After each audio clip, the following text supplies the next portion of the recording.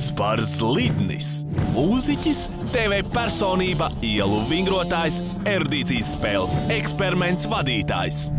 Vjačeslavs Kaščējevs, fiziķis, Latvijas Universitātes asociētais profesors, erudīcijas spēles eksperiments mentors. Vjačeslav, labrīt! Čau! Labrīt! Nu ko, jāgatavojās eksperimentam? Ja? Fizikāli un fiziski. Un fiziski, tāpēc mēs esam stadionā. Es parādīšu kādus fiziskus vingrinājumus. Vjačeslav, tu varētu nokomentēt fizikāli. Tur fizika. Jā. Davai. O, re, kur stienas! Wow! Kaspar, klau, uzmanies! Pielūko savu masas centru, lai neizvīdas ārpus atbalsta laukuma, ja? Citādi tev tas smaguma spēka moments riktīgi apgāzīs. Ledus jau nekādu spēku mums nenodrošina, kā reiz laba slīdēšana. Ziemā tāda ekstrēma vingrošana. Nu ko, es parādīšu varbūt pirmo vingrinājumu. Labi, ok, skatos. Tas būs apgrieziens ap stieni. Un tad tas var pātrināties. Wow!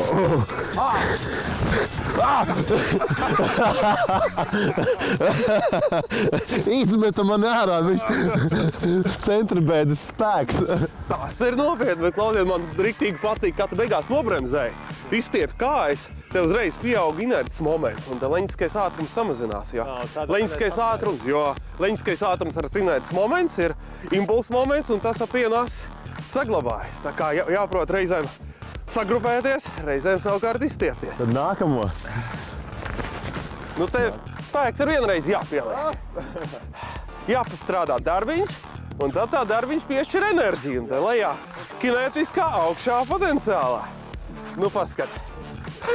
Šitā jau ir vieglāk, nekā visu laiku jādod. Jā, ja tur es laiku ar spēku, šeit es savukārt vairāk roku satvēriens trenējās, ja mēs par fizisko. Nu, tas gan, jo cilvēkam jau arī, lai konstanti ķermeņa konfigurāciju noturēt, viņš jau visu laiku to darbiņu bišķi pastrādā, turpu atpakaļ, tie muskuļi strādā. Jā. Nu, ja mēs runājam par tādu fiskultūru, tad ir tāds jēdziens kā statiskais spēks, kuru mēs noturam vienā fiziskā pozā. Vai tas ir kaut kā aprakstāms fiziski? Tas ir apbrīnojami. Smaguma spēks un muskuļu spēks ir precīzā līdzsvarā, un Kasparam saglabāt noteiktu augstumu. Klau, Kaspar, man ziemā vienmēr patīk ciet uz skolu, jo ceļš, ja ir piesaules, izbaudīt tādu prieku kā kustību pēc inerces. Es tev parādīšu, baigā mantra. Tur vēl ir tā ķerā. Tur riktīgi ieskrienamies. Super! No! Tā, uzmanīgi! Impuls! Tā bija neelastīga sadursme. Tāpēc mēs apstājamies. Kādreiz jau Aristoteles domāja, ka dabiskais kustības stāvoklis ir nekustēt nemaz. Ja?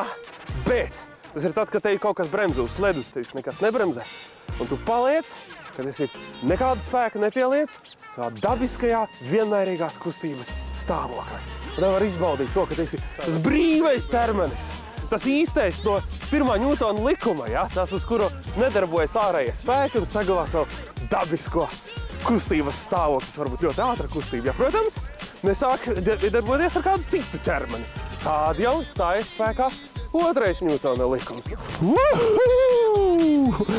Nu, redzi, ka īstenībā parastā sporta laukumā atklājas daudz fizikas. Un cik vēl daudz fizikas atklāsies eksperimenta laukumā? Nu, intriģējoši, tāpēc tiekamies eksperimentā!